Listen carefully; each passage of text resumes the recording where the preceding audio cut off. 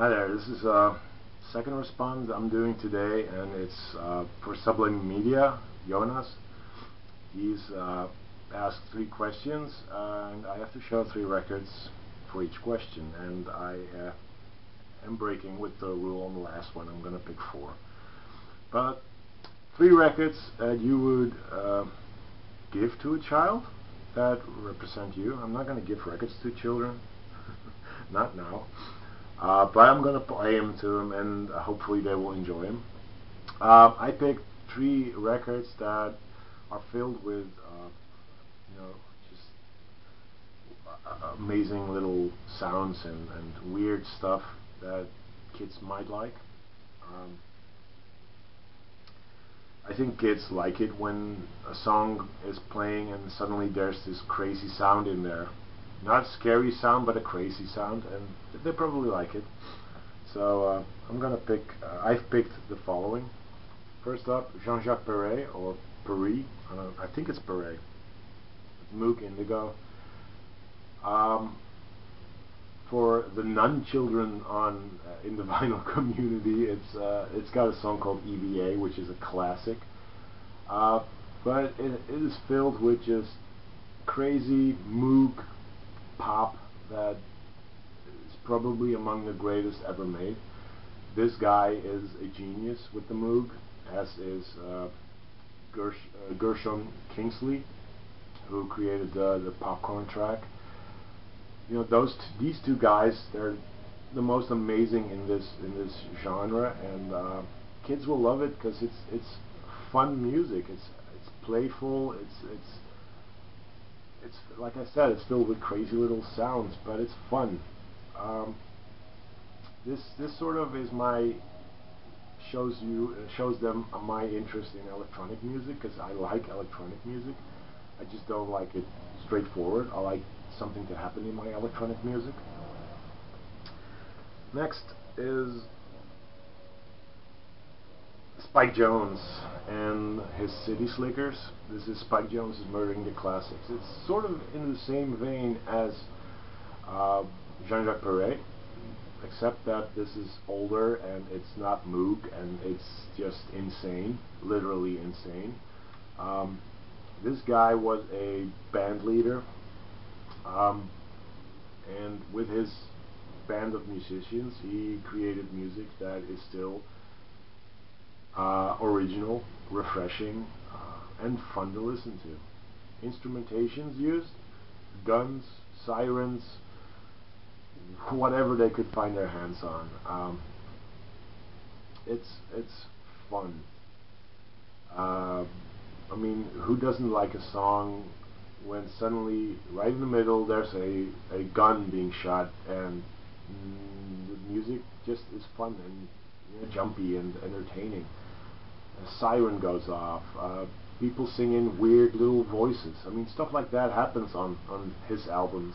And I picked this one because it's also, introducing them to classical music in a way that I know kids will love. Spike Jones, by the way, is a genius. He's a genius, and I love the guy. So this is sort of my experimental part in music, because it just goes all over the place, and it's a lot of fun for kids. And the next one is my pop love for pop music, mostly 80s pop music, and it's the Tum Tum Club. 2 members of the Talking Heads, Chris Frantz and Tina Weymouth. And the songs on here, every single song is fun. First of all, the cover. Just look at the cover. It's colorful. I mean, kids will love this. When you show them this record, they will love it. They probably haven't heard the music yet, and they are loving it. Just look at it. Colorful. And then Wordy Rapping Hood, Genius of Love, on, As Above, So Below. Just so much fun songs on here, danceable songs. I think kids will love this.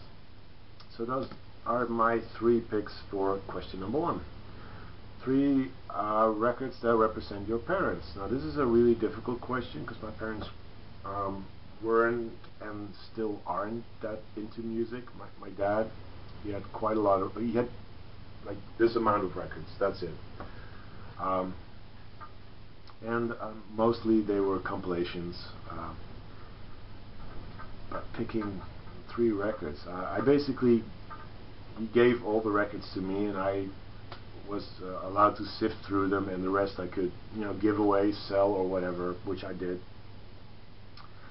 And these 3 are basically records that were part of his collection. I don't know in how far they represent my parents.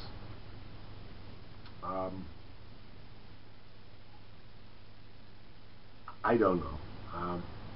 It's quite weird. My parents, my father specifically, he played a lot of Dire Straits, which is not here because I don't like Dire Straits.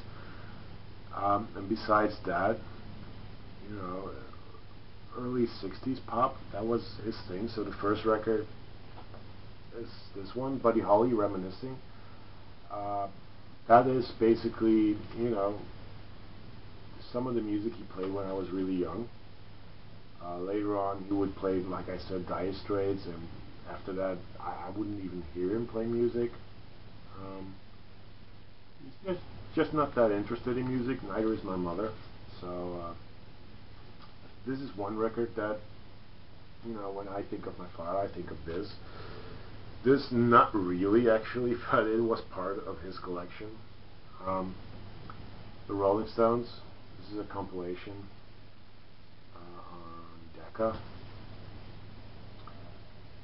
My father is pretty religious, and so I doubt that if I say this represents him, that he would, like that. I think it's a great way of me telling him that he represents this music. I'm not making sense. I'm sorry, but so like I said, my father is religious, and I doubt he wants to be, put in close contact with the Rolling Stones anymore. Maybe he likes some of their songs, but the majority of it isn't quite, Christian. Let's just say that.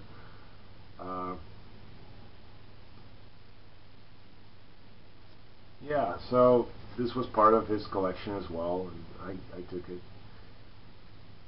Doesn't really represent him, but it was his. As is this. This is the concert for Bangladesh. It's not complete. It's only the records and no inserts, no whatever. I've never actually heard him play this at all when I was a kid, but when I saw that, when I was allowed to sift through his records, I took it because it's a beautiful album. But those were just records my father mostly owned. I don't have any records my mom used to own. So that was a pretty miserable attempt at answering that question. No. The third and last question, 3 records that represent vinyl community members. I have 4. I actually was planning on not picking vinyl community members that most people will pick. So I'm really sorry, but I'm not going to pick Derek, and I didn't think of picking Big Star until he made a little comment in his last video, I think, where he said that he's the greatest fan, or the biggest fan in the vinyl community of Serge Gainsbourg. So him saying that, I just had to show this. This is the soundtrack to Anna by Serge Gainsbourg. It's awesome. This is, I believe, from 1967. I could be wrong.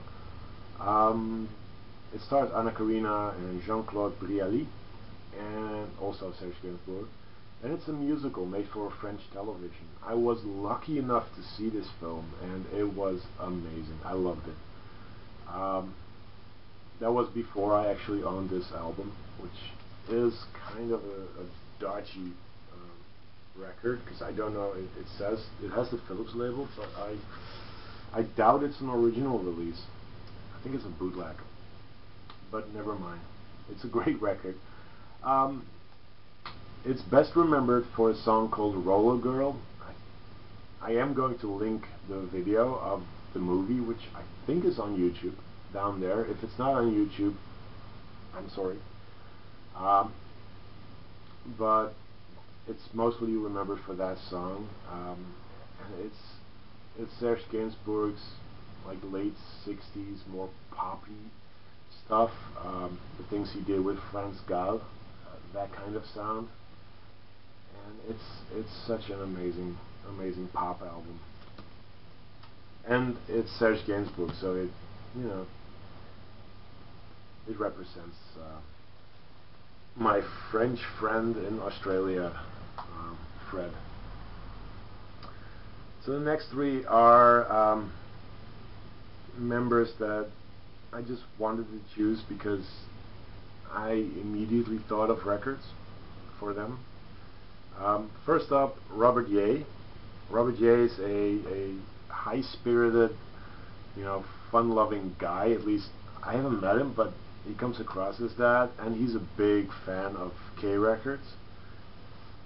So I'm sort of, you know, showing this to represent him. This is Marine Research, Sound from the Gulf Stream, and it's on K records. Indie pop from the UK, and it's fun. I believe this band would later become Tender Trap, at least I think so, and before this they also were part of the British indie pop scene, but sorry, I don't remember the name of the band they were before. It was something with Marine, but I don't think it was the Marine Girls, or what was it? I don't know. Again, I'm rambling. But this represents Robert. So there you go, Robert. Then I decided to pick New Wave Girl. New Wave Girl is a great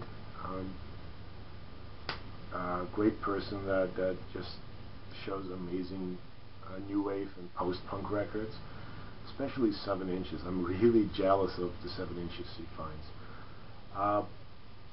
And I remember a video some time ago when she found the first album by The Sound, and she was really overjoyed. And so when I think of The Sound, I think of New Wave Girl and vice versa. So I'm going to show The Sound's third album, All Fall Down, which is really good. It's close to, but not as good as the first two albums, but it's a must-have, and I feel it represents New Wave Girl. Yeah, it's Adrian Borland's, you know, sound. I like these, by the way, I like these better than Joy Division. I do like Joy Division, but Joy Division is a band that always gets mentioned when it's about post-punk, and I prefer the sound better. And the last one is the Grecian Thunder.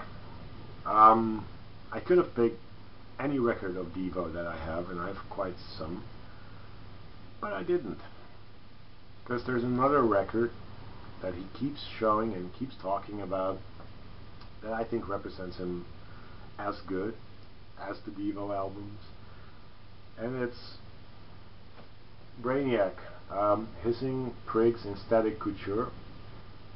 I've had this for some time now, and you know, I bought it back in the day because it was on Touch and Go, and I love Touch and Go. And then his stories, you know, they always make me think like, oh, I have that record, and it's really good.